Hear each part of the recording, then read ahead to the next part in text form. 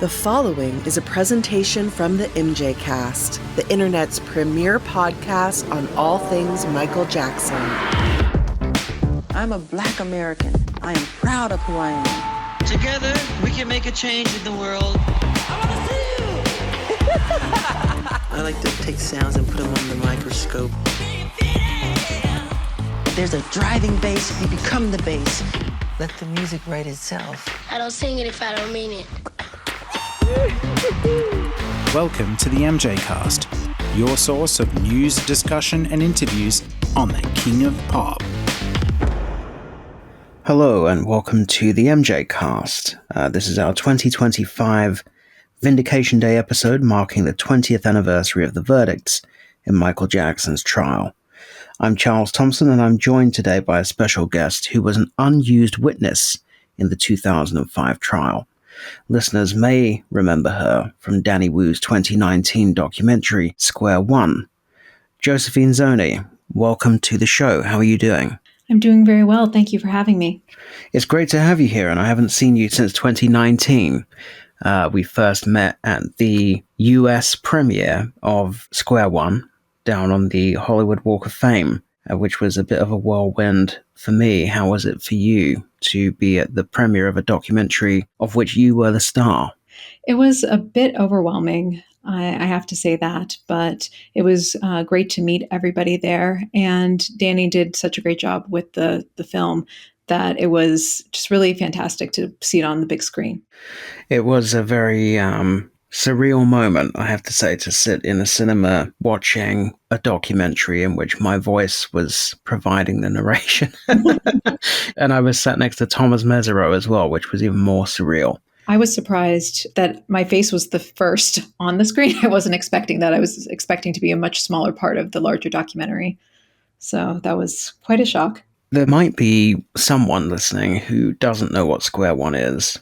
Square One is a documentary all about the Jordan Chandler allegations against Michael Jackson in 1993. And Josephine has a very unique insight into that case, which we will come to as the episode develops.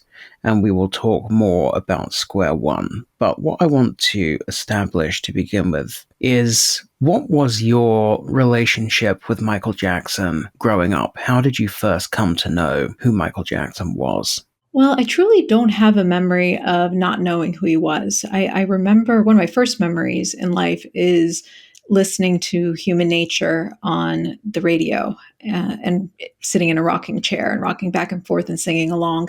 And I must have been maybe 2 then. But the first time I really consciously remember seeing Michael Jackson on TV and being excited about it was around the Bad Tour. So I was 3 years old and we were living in Germany at the time. And I believe he was on tour and I was watching it on TV and desperately wanted to go. But I was quite young, so my parents weren't that amenable to taking a toddler to see Michael Jackson. Well, that is young. I mean, I've heard lots of fan stories over the years, but to have wanted to go to the Bad Tour at 3 years old might be the youngest I've heard. And so did that develop into a sort of obsession for you, or how did it develop from age 3 and seeing Michael on the Bad Tour on TV? He was certainly my favorite artist, and it wasn't like today where I could constantly keep up with what he's doing with the internet, but I always wanted to check out his specials on TV. I remember when the Sammy Davis Jr. special came out and being very excited about that. And I remember the excitement and the build-up to Dangerous when that came out.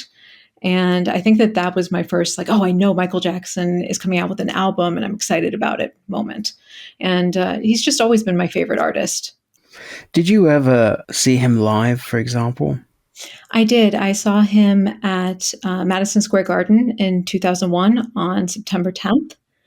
And I also saw him at the Apollo at a Democratic National Committee event in 2002. Oh, wow. You're the first person I've ever spoken to who was there. Oh, really? Okay, so let's start with Madison Square Garden. Mm-hmm. It sounds like you went to the good show. That was the second show, right? Yes, it was. Okay. And what was that experience like for you? Gosh, it was probably the highlight of my life up until that point, if I'm being honest. I got a ticket on the floor by the grace of God, and I went alone. I just started school in New York, so I didn't really know anybody. And it was a really great show. I remember kind of being bored with all the other artists who were performing in advance. But once the Jacksons hit the stage, it was just phenomenal.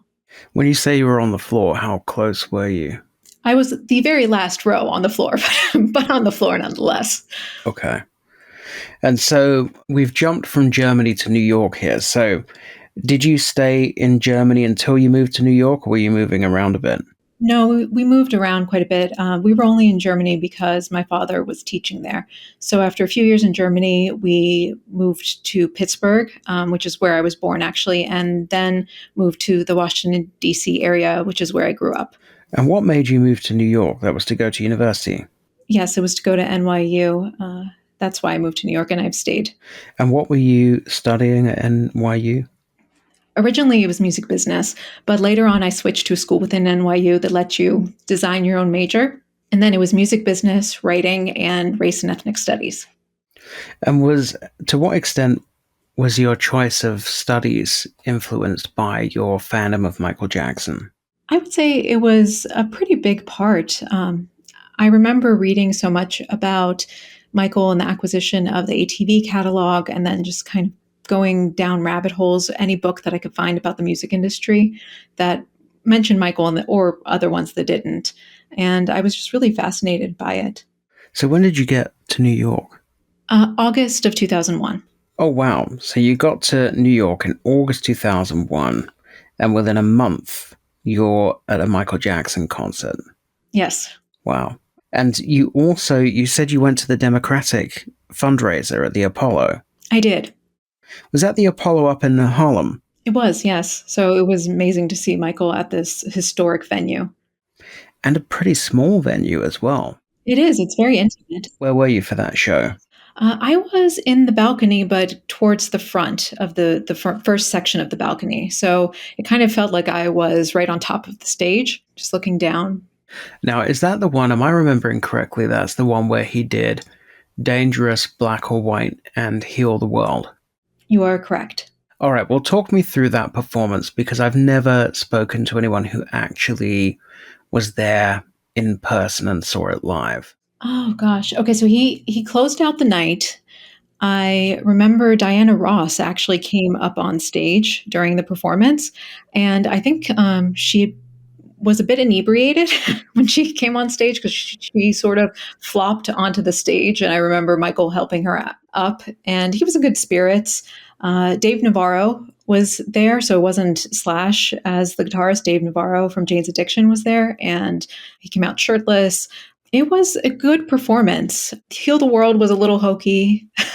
He had two people come out to represent, two people from warring sides of the world and hugging each other. But it was still classic Michael. And if memory serves, it wasn't all playback. I think that the mic was on for at least parts of it. Gosh, it's such a long time ago now, and almost 23 years ago at this point. But that's what I remember the most. And when was that? That was sort of springtime 2002. April 2002. So you get to New York, and within a year you've seen Michael Jackson live twice. You're living the Michael Jackson fan dream. I thought it was going to be like that forever. I was like, this is just life now. Just talk to us about the extent of your Michael Jackson fandom, as it were. So I think you've mentioned before that you were a member of fan boards, for example, like message boards. So Yes. which boards were you on?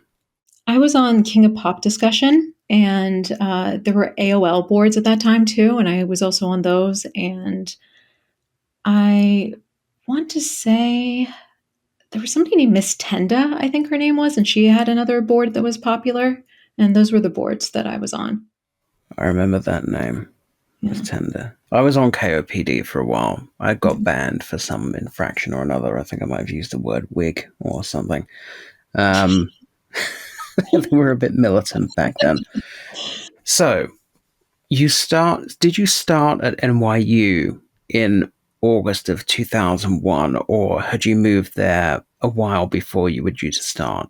I started at NYU at September of 2001. So it was actually my second week of classes when I saw Michael. And was it that time period, right as you were starting your course, that you first encountered the person you later came to realize was Jordan Chandler? Yes, it was within that first month.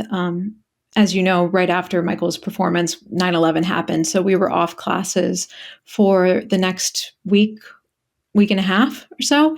And then at our very first program meeting after 9/11, we were doing an election for, I think, major representative, something to that effect, somebody who would represent the major within the school. And that was the first time I met Jordan Chandler, without knowing he was Jordan Chandler. So tell us that story. How did that happen? So I decided to put my hat in the ring to run for this representative position, and I gave a speech. And that day I was wearing this Jackson's Victory Tour t-shirt that I found at a thrift store in Greenwich Village. And after my speech, everybody was just kind of hanging around and talking. The meeting had ended at that point, and Jordan Chandler approached me, and he told me that he really liked my speech. It was a great speech, and he liked my t-shirt. And how would you describe Jordan Chandler at that time? Friendly. He had a guitar with him. He always had a guitar with him. He was very impeccably dressed, very neat looking. I would say he wasn't super outgoing, but he was friendly enough. And you didn't know who he was at this point? He didn't tell you his name? At that point, no. Okay. How did you come to find out who he was? Maybe a week or two later, I was a work study in the music department, and I was handling the forms for private guitar lessons. And he came in to hand in his form, and we talked a little bit. After he handed in his form, he was talking to me about his other classes he was going to, and we weren't in the same year. So he and I didn't have any other classes together at that point, except for the program meeting. And then he hands me the form. I look at it and I see the name Jordan Chandler. And it sounded familiar, but I couldn't quite place why. So at that point, after he left, I went online and I searched for his name. And the first thing that came up was that he was involved with the 1993 allegations with Michael Jackson. And at first was just like a little bit in disbelief. And I remember then seeing pictures and I'm like, all right, that really does look like him. So I asked a colleague who had access to computer records if they could just, out of curiosity, look up this student just to see if like the ages matched and you know where he went to school and that sort of thing. And they confirmed for me that he, you know, was the age he would have been and that he was from California. He transferred, or he didn't transfer. He graduated from some school in California. And it all kind of came together then for me. I mean, it's strange to me that you didn't know the name Jordan Chandler as a huge Michael Jackson fan. Why do you think you didn't recognize the name to begin with? Well, I think one, in the US, they were a little more careful about not saying his name. I remember I read a trashy book called Michael Jackson Unauthorized, and they called him Joey in that book. So I think maybe that was the name that was stuck in my head. But I also had read the Was Michael Jackson Framed article from GQ. So I think that was the only time I really heard the name Jordan Chandler.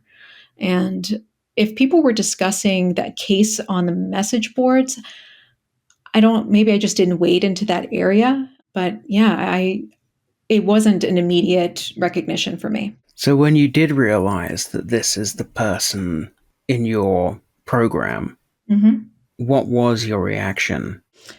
I remember I called my best friend and I was freaking out a little bit. One, because I couldn't believe just the coincidence that of all the programs, of all the schools I went to, he was in mine. And I also remember thinking that, well, I can't tell anybody this because nobody's going to believe me. Like, what are the chances again that the Michael Jackson's accuser from 1993 just happens to be in my program? And everybody, all my family and friends knew that I was a huge Michael Jackson fan. So I didn't tell a whole lot of people. I told my best friend. I told a couple of fan friends. But other than that, I kept it pretty close to pocket. I didn't tell anybody else in my program until much later on. I suppose the people who are predisposed to attack you and disagree with you would take the same position, which is, well, what are the chances? This is an almighty coincidence, isn't it? Mhm. Have you had much of that from people online, for example, since you kind of started speaking about this publicly? There has been some of that. Some people questioning whether or not I even went to NYU, people asking for photos of us together. And I simply don't have photos. I don't have a yearbook. College yearbooks or university yearbooks aren't so much of a thing here. Maybe there are other places. But either way, they wouldn't have like a class picture or anything like that. So there's been a little bit of disbelief. And I understand. I mean, if the tables were turned and this were any other artist and I happen to know somebody was friend, I might also be skeptical, but I have nothing to gain by making anything up here. And what do you mean by that when you say you have nothing to gain? Because they would say, well, what you have to gain is you're a massive Michael Jackson fan and you're sort of laundering his reputation. That's a point. I would say that I have nothing to gain because of the industries with which I've worked. It wasn't exactly popular to be a staunch Michael Jackson defender. So, me putting myself out there didn't help me career wise. I'm not somebody who enjoys attention in general. So it's not that I wanted the notoriety within the fan community. Stay pretty quiet and engage with like a small core group of people.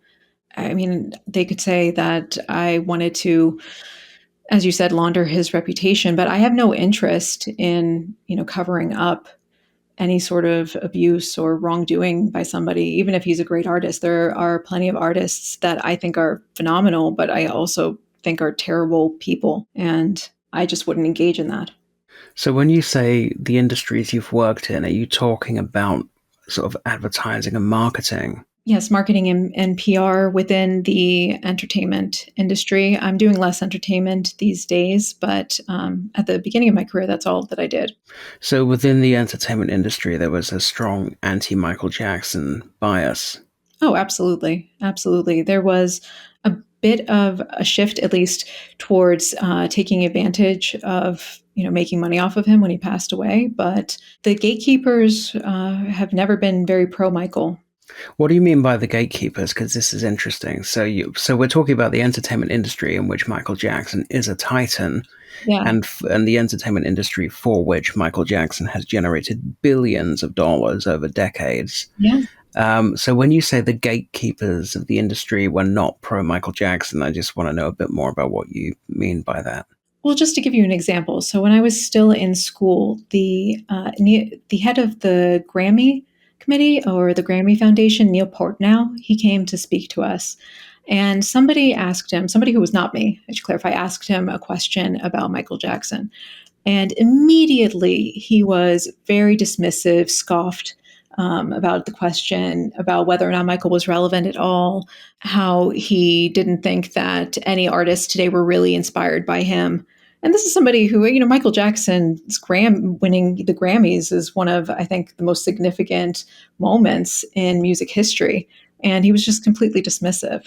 And I found a lot of people like that time after time who maybe they'll be like, oh, yeah, I enjoyed Thriller. But after that point, I think that they dismissed him. And his only purpose was to make money for them. But there was no respect. So have you ever encountered criticism or blowback or any kind of negative consequence within the industry as a result of speaking positively about Michael Jackson? There were a couple of people who did reach out to me and say that maybe I shouldn't say anything like that because it didn't make me look good around the time the Square One came out. But overwhelmingly, my clients at that point in time were supportive of it. They weren't all in the entertainment industry at that point, though. I had slowly separated myself from a large part of the entertainment industry because of that sort of toxic atmosphere. Yeah, there were some people who reached out to me and questioned whether I really wanted to be a part of something like that. Mm.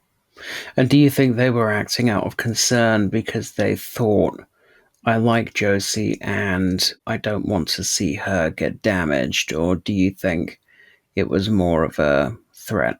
I think from some people, it could have been the concern, and I think other people, it was the threat. I remember when Leaving Neverland came out, some of those same people, knowing that I was a big Michael Jackson fan, almost gleefully would send me articles about it and how like this was it for him. So there was an element of almost sort of bullying about it. Mm-hmm. And was this the music industry? Are you comfortable saying it was the music industry, or was it the wider entertainment industry? I would say wider entertainment industry. Okay. Do you do any work with the entertainment industry now? I do a bit. I wouldn't want to mention any clients by name, but I still work. I'm not going to ask you to. Don't worry. I just was going to say, I was going to ask if you still witness that kind of bias, that anti-Michael Jackson bias within the industry now, or whether it's calmed down in the years since Leaving Neverland came out. Actually, I think that it's more positive than it was in the time even before Leaving Neverland. There was that really rough time right after the documentary came out. But I think a lot of people started, watching things like Square One and doing their own reading. And there were several people who came to me and started asking me questions and being genuinely curious about different elements of Michael's life and the accusations and what I had seen. So I saw some, genuine interest that was coming from a place of wanting to know the truth. It's interesting. I feel the same way, actually. I think that Leaving Neverland's release was a very turbulent and difficult period. But actually, the aftermath has been, well, we know that Michael's streams have gone up. We know that the musical in New York has been phenomenally successful. We know it's doing incredibly well. In London, it's now extended its run to 2 years. It does feel more positive, I think, than it has done for a long time. And it's almost like Leaving Neverland kind of cleared out the cobwebs, as you say, and it was like a make or break moment, and people had to decide whether they believed this or not. And when you look at the opinion polls for Michael after Leaving Neverland was released were far more positive than they were after the trial, for just as an example. So it's interesting to hear you say that you have seen a change in attitude. Did you see any particular reaction to the release of Part 2? No. No. Not. I wouldn't have even known it was coming out were not for some MJ fans telling me, but no. Okay. All right, we've strayed from our timeline here. So we're back at NYU in 2001. You have just discovered through your sleuthing friend that Jordan Chandler is Jordan Chandler, or you're near to certain as you can be. Mm-hmm. What happens next? So you said Jordan was a couple of years ahead of you, maybe, and you only saw him in program meetings. So forgive me, but in England, this means nothing. What is a program meeting? A program meeting was something that happened either every week or every 2 weeks. I don't remember now, but it was a time when everybody in my major and comparable majors would meet in an auditorium, and there would be speakers who came to talk to us, like Neil Portnow, who I mentioned before, and there would be sometimes artists telling about their journey, other people who work in the music industry, and also just things that had to do with the university, discussing things that we wanted changed or courses that we wanted to see that weren't available. It was that sort of thing. It was just a weekly or bi-weekly meetup. And was everybody required to attend every week, or would it be occasional that you would see Jordan Chandler at these meetings? I saw him. We were supposed to meet or go there every week. It was pass fail, if memory serves, and you just had to show up. So if he was there nearly every week. And were you already quite well versed in the allegations? I remember you saying earlier you had read the Mary Fisher Yes. article, but how much beyond that did you know about the case at that time?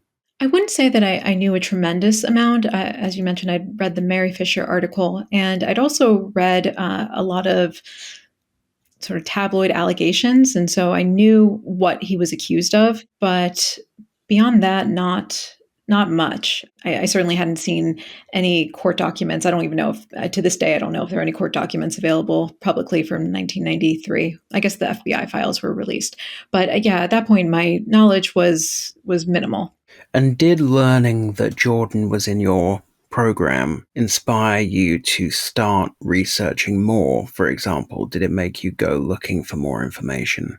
Not really until the accusation in 2003 with Gavin Arvizo. That's when I started really researching it. Okay. I say this in square one, and I mean it. Even though I personally didn't think that Michael was a pedophile, at that point, I was like, oh, well, I don't know. I'm not going to bring it up to him. I'm not going to re-victimize somebody if something did, in fact, happen to him. I had my beliefs, but I hadn't delved deeper at that point. I think you've always been quite clear that you and Jordan were not best friends. You didn't know each other that well. No. How often would you say you spoke to him? Maybe not every program meeting, but maybe every other. And it wouldn't be an in-depth conversation. It would usually just be like something in passing, or I was quite outspoken in that program in general. And so he would react to things that I said a lot. He was quieter. What were you outspoken about? A lot of times it was Michael, but just the music industry in general. The program was filled with people who were very into like indie music and alternative rock and things like that. And I was much more interested in R&B and pop. So I didn't like them being dismissive of the kinds of music that I loved and that I wanted to work with. So there was a lot of that.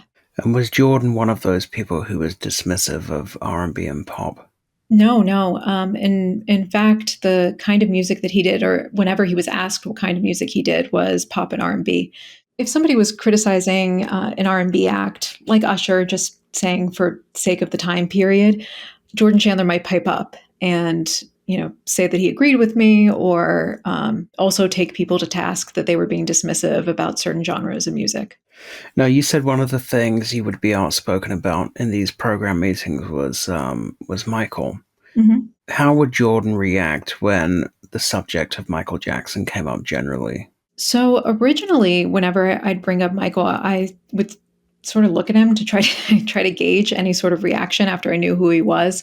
And there was never really much reaction except for occasional like nodding when it had to do with his actual talent or the music, or Invincible had just come out, things like that. Later on, after Living with Michael Jackson, the Martin Bashir documentary, he started being a little more vocal, because I also started being more vocal and adamant about things having to do with Michael. So there were several times where he agreed with me, saying that I didn't think Michael was capable of, what people were saying that he was doing, that I thought that the documentary was biased, so on and so forth.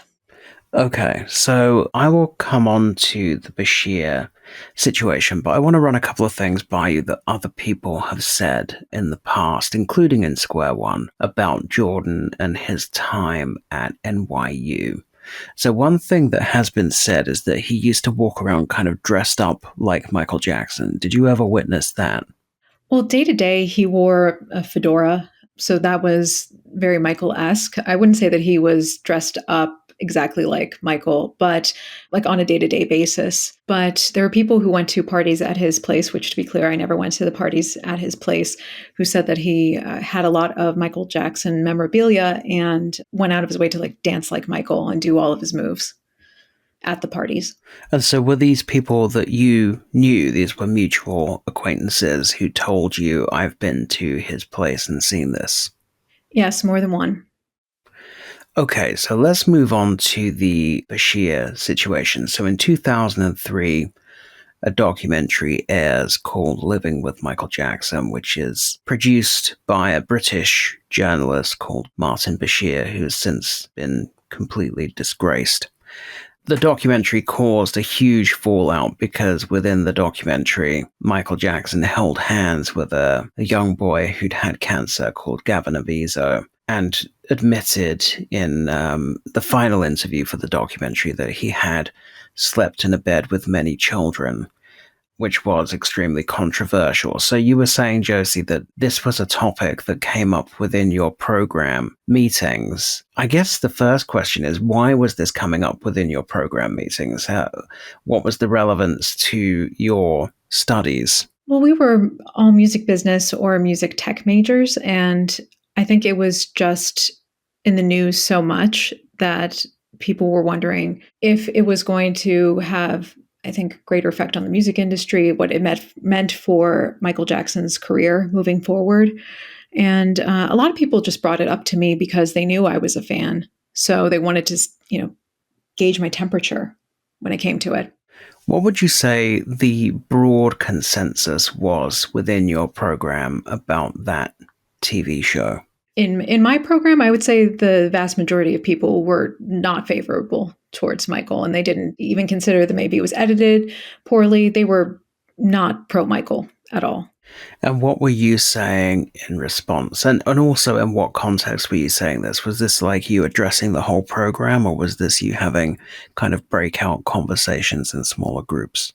It was breakout conversations, because not every program meeting had a structured agenda.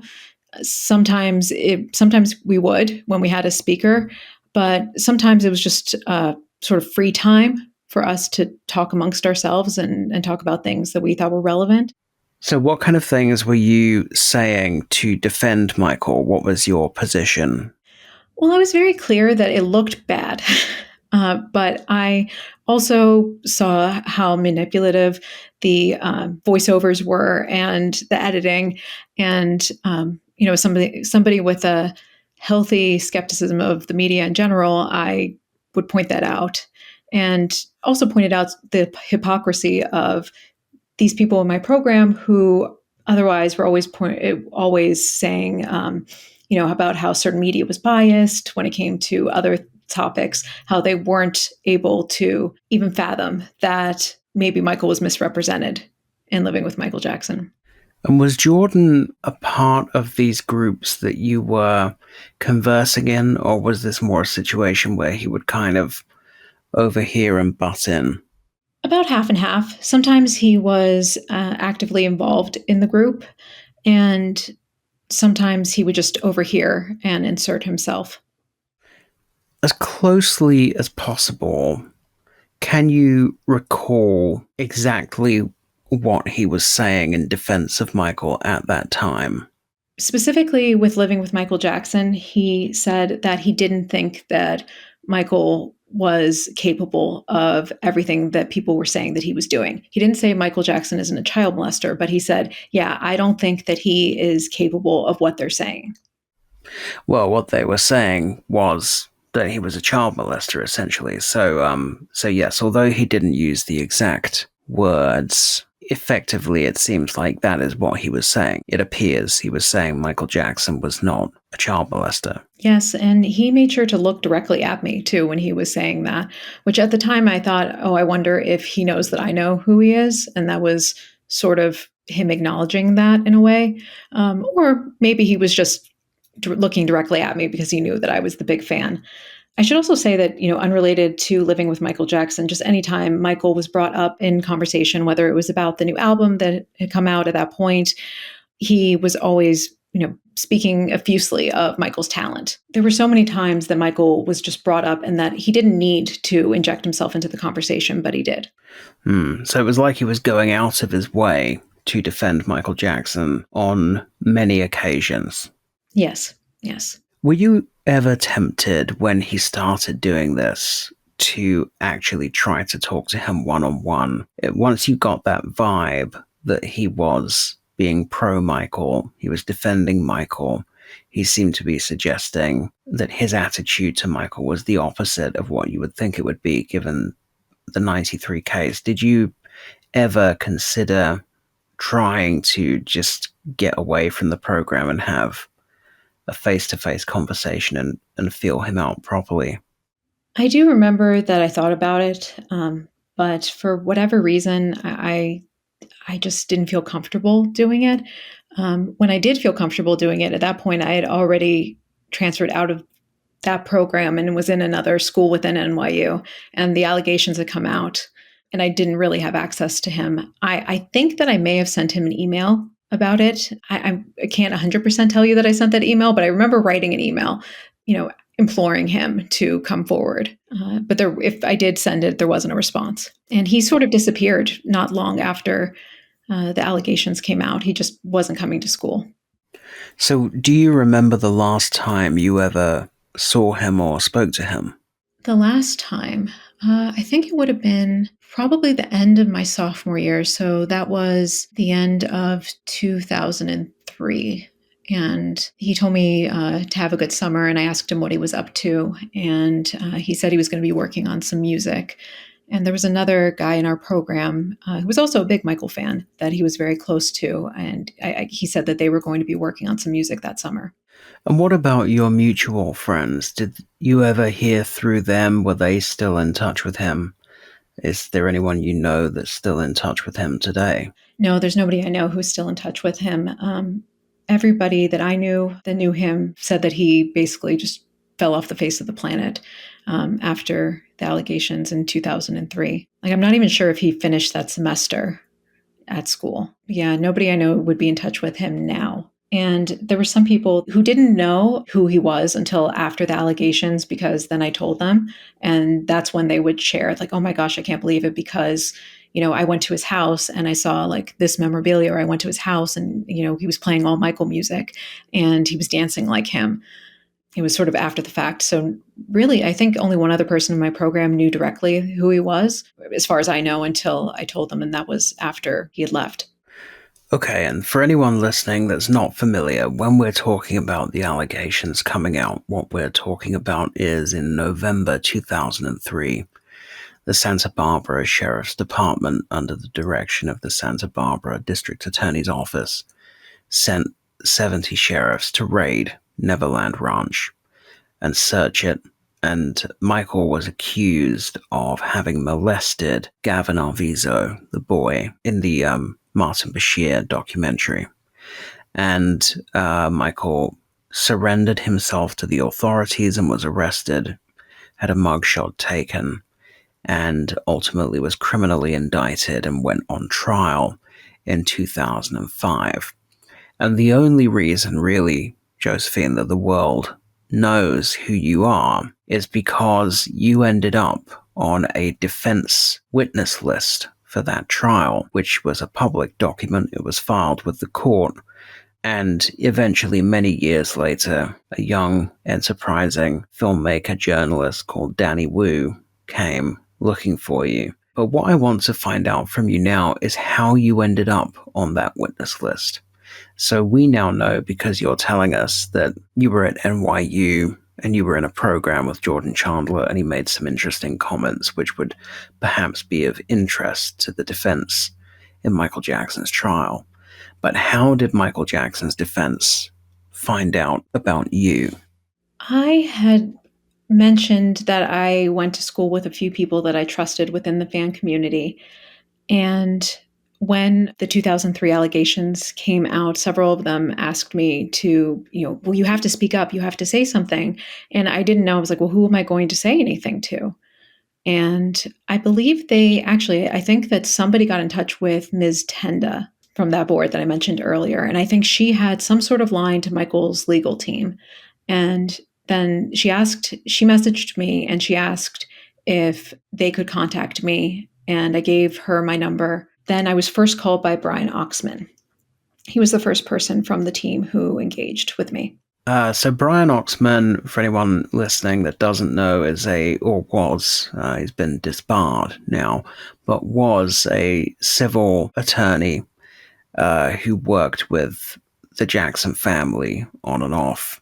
So you speak with Brian Oxman. What happens next? Did you end up speaking to investigators, or what was the next step? Well, gosh. Okay. So after I spoke to Brian Oxman, he introduced me to a woman who was a journalist who was trying to get the dish. And she felt a little tabloidy, and I didn't really give her, what she wanted. And then Stacey Brown started contacting me.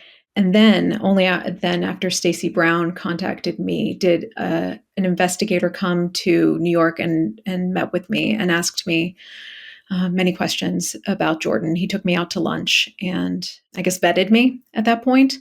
I think his name was Eric. I can't remember completely, but I think he was a bald white man. And where did it go from there? Was that a recorded meeting? Did you end up producing a signed statement? How far did you get down the process? I believe he recorded that meeting. I didn't sign anything to my knowledge or that I remember at this point, but it was pretty casual. I do remember somebody calling me. I can't remember whose office they were from, but somebody called me to give me the heads up that I was on the witness list. Just let me know that. But I wasn't given any instructions. I wasn't told to stay away from anything or not talk to anybody. I was just told that I was on the witness list. So tell us about this first journalist that Brian Oxman put you in touch with. Who was this journalist, and what was it about her approach that you didn't like? I think her name was Catherine Milofsky or something like that. She was from the UK. I felt like she was asking me sort of leading questions. Like she had a narrative that she wanted to put forth, and she was trying to get me to say what she wanted me to say. So that left me uneasy. And similarly, Stacey Brown, who, used to be allegedly a close friend of Reby Jackson, journalist who then became very anti-Michael, he was doing the same thing. He would call me, try to be friendly with me, and then ask me like leading questions about my interactions with Jordan. I think at one point he asked if Jordan had a crush on me or if Jordan and I had ever gone out on a date. And I'm just like, no, nothing like that. But he harped on that several times. I think he wanted me to say that I was closer to Jordan than I was. So, and the same thing with her too. And I think you suggested in Square One that you had a suspicion that the reason was not necessarily to sex up a story, but to try to impeach you so that further down the line, your testimony, if you were to be called as a witness, could be undermined by the fact that you had exaggerated elements of the story. So as you sit here today in 2025 and reflect on what happened, do you think these were journalists who were just trying to sex up a story to make it more sellable? Or do you think there was a wider ambition there, which was to try to discredit you as a witness? I think with Catherine, it was just to sex up a story to make it sensational. But Stacey Brown, knowing how Stacey Brown turned against the Jackson family, I have no doubt in my mind that he wasn't trying to put me in a position where I could be discredited. And what makes you think that about Stacey Brown? Stacey Brown, if the audience is familiar, he was very pro-Michael, and then at some point he buddied up with Diane Diamond and became very anti-Michael. He got a gig with the New York Post, writing all kinds of terrible false articles, like provably false articles about Michael. He just went from being an alleged, friend of the family to being somebody whose mission in life and pretty much only work had to do with, defaming Michael. So that's why I think that. So what happened next? Were you just on tenterhooks for the whole trial, waiting to be called as a witness? Or did you find out at some point that you just were not going to be used? Nobody told me anything either way. So I thought maybe I could be, but it didn't seem like, I never thought that my testimony was going to be the most important thing in the trial. I never had that illusion. And I knew that there were other people on the witness list who could speak to what I spoke to, or at least I was told at some point that there were other people who could speak to what I was going to be speaking to. So, at that point I was like publishing articles about Michael. So I was acting as if I didn't think I was going to be called, because that wouldn't have been a good look. But nobody explicitly told me either way, honestly.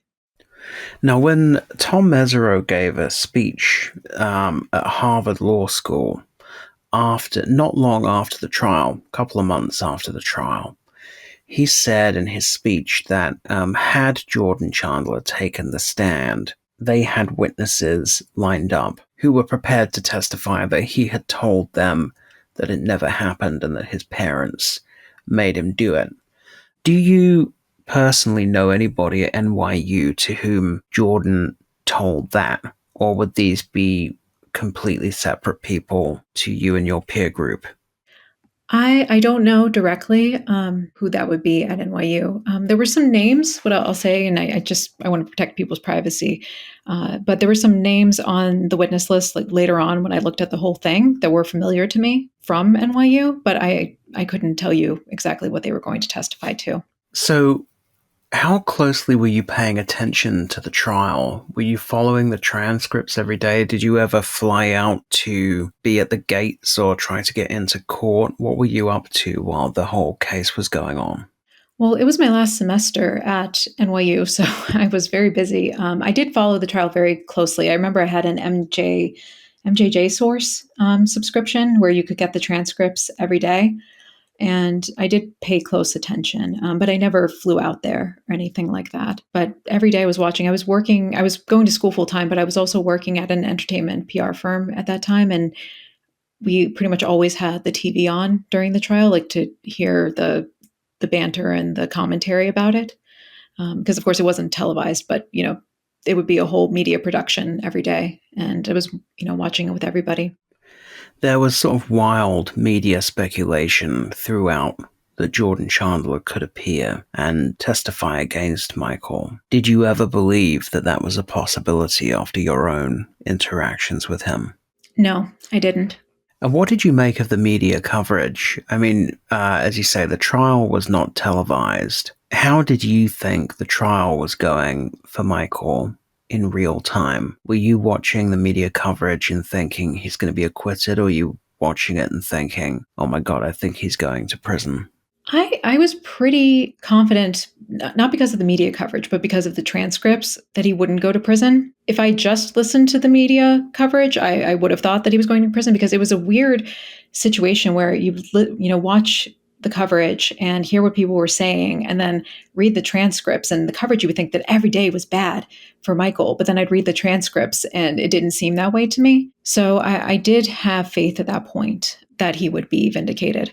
Actually, I have kind of a funny, not funny, haha story, but I've never told this before. You guys can get it. Somebody who is related to the Jackson family, I'm not sure if he's blood related, or if it's like a godchild situation, was working across the hall from me at an entertainment law firm at the time. And this person was very negative about Michael's chances and said that he's going to jail. And me and like all of my teenage or early 20s righteousness got really mad about that and contacted MJ Source to let them know that this person was speaking poorly about Michael. And the next day they came in and said that the Catherine called her, and this person was very upset with me. So that was kind of a weird, side story. But yeah, I mean, even people who presumably knew him and knew his family thought that he was going to jail. She didn't say that he was guilty, but she was convinced he was going to jail. And I was still pretty positive. Do you remember where you were when the verdicts came in and under what circumstances you watched them or heard about them? I was at work at that same PR firm.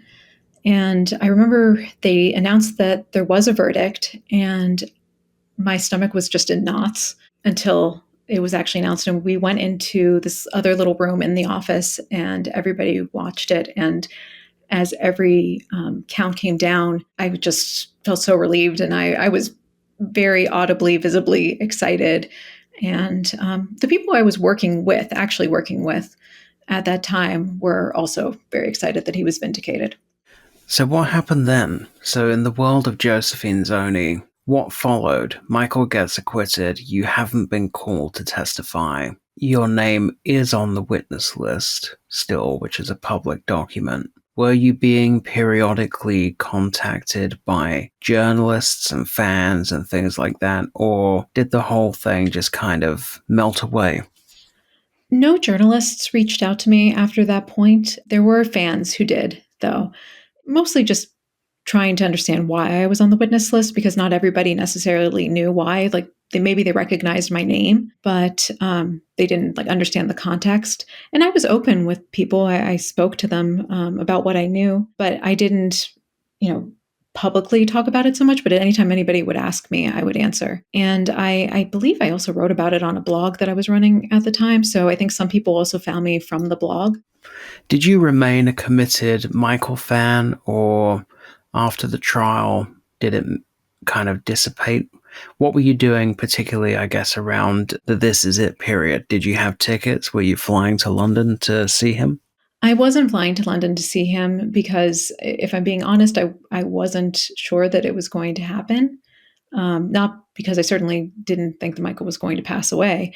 But, as being a Michael Jackson fan, you know that sometimes things were announced that didn't happen. So I was kind of taking a wait and see approach, but I was still very much a Michael fan. I wasn't as involved on the message boards or things like that, just because life got in the way. I was working really, really hard, just very busy, but I was still, a huge fan. And I thought, if the shows do start happening, I'll find a way to get a ticket and get there.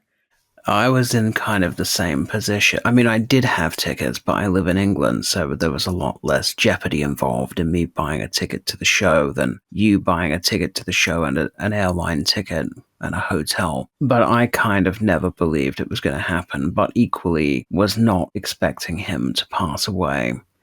I just thought the whole thing was going to end in acrimony and he would get sued. Just talk us through how you learned of Michael's death and how you reacted to Michael's death. Oh gosh, that was a terrible day. I was in an office. There was a publicist that I was doing some work for, and he had the TV on in his office. So I was again at work, and the news that Michael had gone into cardiac arrest was announced. And originally, my thought was, oh, it's because he doesn't want to go on tour. And I hate that I had that thought, but I did. Then when it kept on being reported, though, I had a sinking feeling. And I remember I called my mom and I asked if she had heard anything else, because we just had one station on in the office, and if she was hearing anything else. And she said, yeah, I think that this is serious. She's like, but people have heart attacks and they recover. He's young. People have heart attacks and they recover. And I remember I had to get onto the subway at that point to go home. And it was the longest subway ride of my life. We didn't have service in the subway at that time, cell service of any kind. And when I got out of the subway in Brooklyn, in Bed-Stuy, where I was living at the time, everybody was playing Michael. And I knew before anybody told me that he was gone, because I just heard his music everywhere. What impact did Michael's death have on you? How did you react in those days and weeks that followed? Gosh, I was heartbroken. I remember I had to go into work the next day, and I wore a Michael shirt, and I was, very emotional. And I remember people who were working with me told me to kind of get it together. And I don't think people understood the impact that he had on me and his, other, I guess, diehard fans and what he meant. So I was very heartbroken. What I will say, though, is I was grateful that I was living in Bed-Stuy, Brooklyn, which, if you're not familiar with it, is a historically Black American area of Brooklyn, because I was able to really be in community with people there who were also mourning him, as opposed to after the trial and after he was acquitted of all charges. I was surrounded by a lot of people who were, just very negative about it and still thought that he was guilty. So that was one saving grace, that I was really able to be in community with people who were also mourning his passing. When you talk about that reaction to the acquittal, are you talking about people at work, or are you talking about people in your private life? People that I had just recently graduated with, people who I was friendly with throughout school. You did talk earlier about how there was this anti-Michael Jackson attitude that sort of pervaded the entertainment industry, but you noticed the change after he died when everybody thought they could make money out of Michael. How much are you able to or willing to tell us about that? Can you give us examples, or would all of the examples you could give us sort of betray client information? Uh, hmm. I can't say much, but I will say there was somebody who I went to school with who was very anti-Michael, who then went on to work for a major label, who made a big deal about a compilation that was coming out after Michael died, and how much money they were going to make and how they were going to meet their goals after, and they were very giddy about it. Did you listen to Damian Shields' Faking Michael podcast? I did, yeah, it was excellent. You just reminded me of something where I think it was Teddy Riley's manager at the time, LaWanda, was saying that some bigwigs from the music industry came in. They were talking about Michael's death, and she was disgusted by the fact that all they were talking about was how much money they were making from the fact that Michael had died and how great it was. I heard through the grapevine, without betraying the source of the information, how Quincy Jones was delighted by the amount of money he was making by selling interviews in the wake of Michael's death, and was ringing around other Michael Jackson collaborators saying, "This is a bonanza. If you want, I can cut you in. You just have to come and do a couple of interviews with me." I believe it. Yeah. A couple of years after Michael died, there was a dramatic development, which was that Wade Robson, who had been the first witness for the defense in Michael's trial, performed a spectacular U-turn, filed a large demand for money against Michael Jackson's posthumous estate, and started saying that he had in fact been molested. What was your reaction to that? And did it give you any pause, or did you at any time fear or suspect that it could be true? Maybe if it had come from anybody but Wade, maybe it would have given me pause. But at that point, I knew too many people who had worked with him in some capacity and just knew his character, and having known what he testified to and just where his career was at that time, I wasn't surprised at all. And I didn't give it any credence. And what about when James Safechuck joined in? Did that give you pause or concern? Forgive me because my memory might be off on this, but I only remember knowing that James was involved when Leaving Neverland came out. Maybe he was part of it, the legal thing, but perhaps that just missed me. But when I did know he was involved was when Leaving Neverland came out, and I didn't find him credible in that, due to the discrepancies that the fan community pointed out. And he just didn't give a believable performance, in my opinion. Now, one thing that was triggered by Leaving Neverland's release was the counter movement that we talked about earlier, which included Danny Wu, who was a young filmmaker and journalist who decided to embark on his own investigation. And he called his project Square One because his argument or his theory was, if the first allegation could be debunked, what are the odds that the ones that followed are true? It would be an astronomical coincidence. And in his quest to find out more and try to get to the root and the truth of the Jordan Chandler allegation in 1993, he came to you.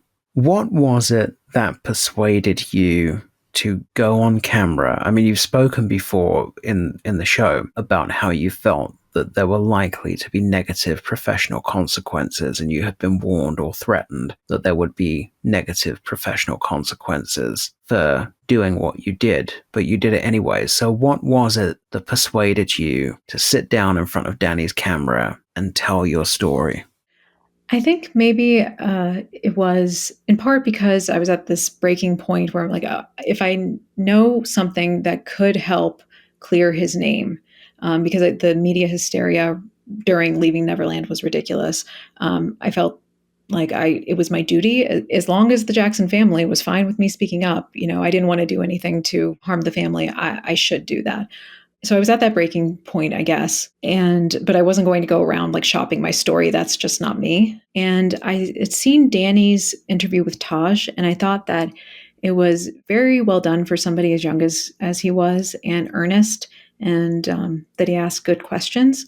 And so when he messaged me, I was open to engaging with him. I told him, though, that I couldn't speak to him right away because I had a client who was pretty wrapped up in something legally, and I wasn't sure what my involvement would be. But we stayed in touch, and then I told him a few months later that I'd be happy to speak to him if he still wanted to speak to me. And under what circumstances did the interview happen? Did he come to you? Did you have to go to him? How were you feeling? Were you, as you sat down in front of that camera, were you still questioning whether it was the right decision? Were you worried you were going to get bashiered? What was going through your head? He came to me. He actually came to me twice because the first interview, the recording wasn't great. So he came to New York City twice, and I had an office space share, and I secured a meeting room like within the office space share for us to film the interview. And I think that I wasn't sure who would even see it at that point. I wasn't really afraid because I knew what I was saying was the truth. And at that point too, I was like, all right, if I'm going to face professional repercussions, like let them come. I've got to look at myself in the mirror. I've got to be able to lay my head down on my pillow at night. But I didn't know that it would become as big as it was, certainly. But I was ready to speak, though. And it sounds like you hadn't seen it until that premiere at the TCL Theatre on the Hollywood Walk of Fame. Is that right? That was the first time you'd seen it? Yeah, I think up until that point, I'd only seen clips. And I remember yelling at Danny because I didn't like how my hair looked. I was like, you should have told me that my hair looked like that during the filming. But yeah, the first time I saw it in full was at the theater. How did you feel by the end of the film? Did you feel like you'd made the right decision? I did. I think that he told the story in a really nuanced way, and he was very thorough, and I was proud to be part of it after seeing it. Not that I wasn't, proud to begin with, but after seeing the finished product, I was like, wow, this is going to be something important. And I'm glad that I was part of it. And I went with a friend to that screening, and she's somebody who's sort of a casual fan, but I'm not sure if she had much of an opinion either way before. And she was just blown away. And I should also say she's a documentary filmmaker herself, but she was really blown away by it. And she hadn't, even though she was a close friend, hadn't heard the whole story from me. So it was eye-opening to her. So I knew that it was going to be impactful. You were warned before participating by people, there may be negative professional consequences. We don't think you should do this. Did you ever face any negative consequences that either you can directly attribute to your participation in Square One, or you suspect are linked to your participation in Square One?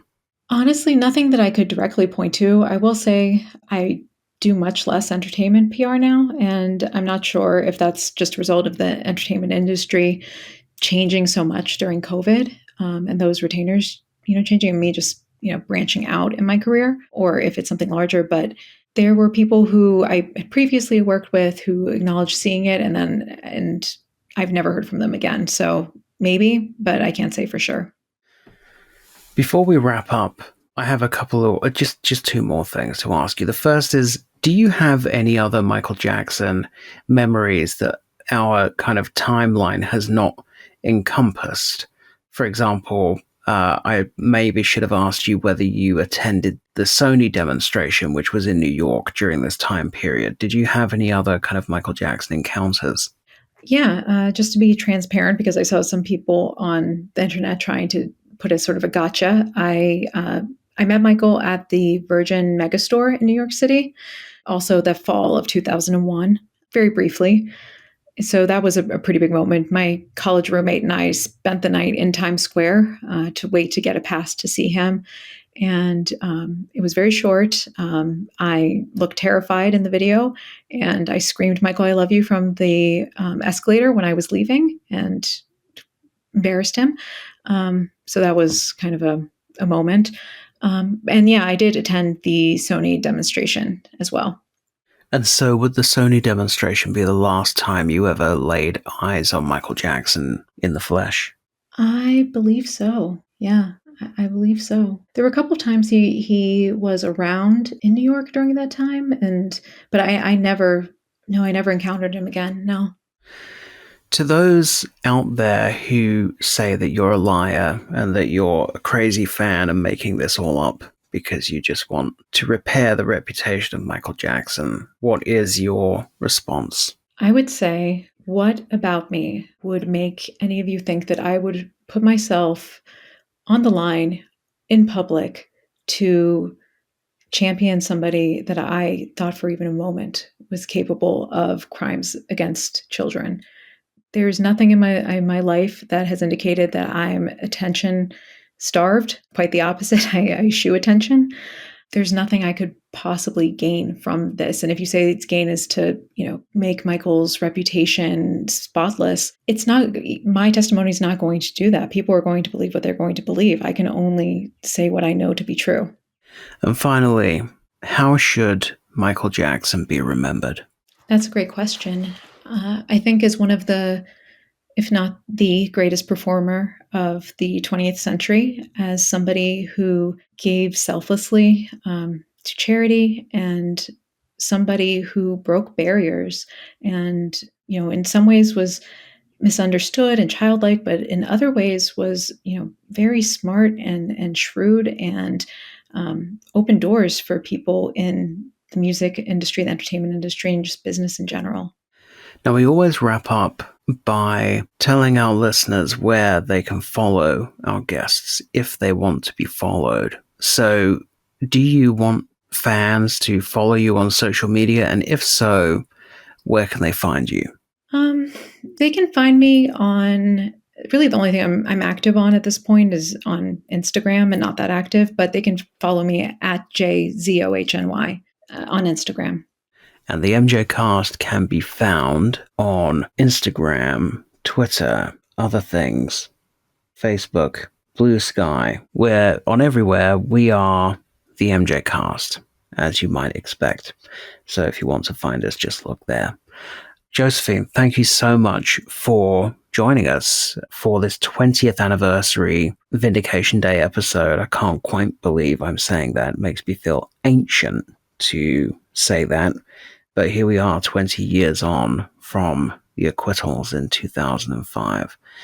I hope that you've enjoyed being on the show. Has it been fun? Yes, thank you for having me. No problem. Thank you for joining us. And listeners, we'll be back again with you soon. Take care.